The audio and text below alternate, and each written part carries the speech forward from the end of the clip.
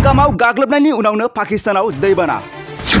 पाकिस्ताना दैबानानि जेंनाजों भुगिनो गोनां जादों। झेलाम दैमाया पाकिस्तानाव गोबां खहा खालामदों। नंगौ, पाकिस्तानाव फारसेथिं गिख्रंथाव दावहा आरो गुबुन फारसेथिं मिथिंगायारि दैबाना।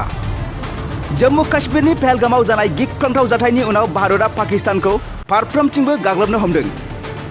भारत आरो पाकिस्ताननि गेजेरजों बोहैलांनाय झेलाम दैमानि दैया मोनफ्रोमबो बुब्लियाव पाकिस्तानाव बांगासिनो दं।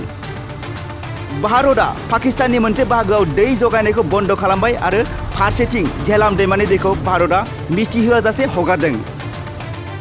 जायनि जाहोनाव झेलाम दैमानि दैया पाकिस्तानाव गोबां खहा खालामदों आरो पाकिस्ताननि गोबां ओनसोलफोराव गिख्रंथाव दैबानाया गोबां गोहोम गोग्लैदों होनना बे समाव मिथिनो मोननाय जादों।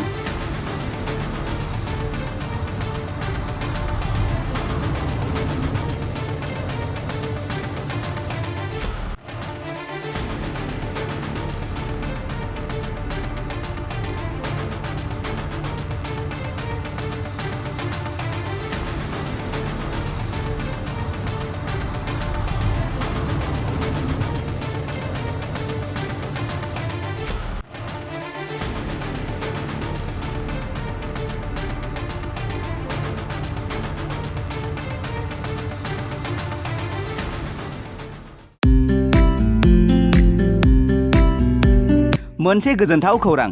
कारिगावनि माइगं बाथौ फरायसालि सिनियर सेकेन्डारि स्कुला लानानै फैदों मोनसे गोजोनथाव खौरां।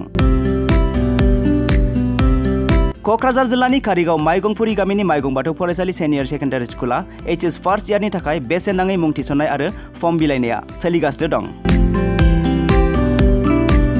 बे माइगं बाथौ फरायसालि सिनियर सेकेन्डारि स्कुलाव आर्ट्स स्ट्रिमनि थाखाय इंलिश, बड' एबा MIL इक'नमिक्स, एजुकेसन, एडभान्स बड', हिस्ट्रि, पलिटिकेल साइन्स आरो अल्टि इंलिश गासैबो आयदाखौ मोननो हागोन।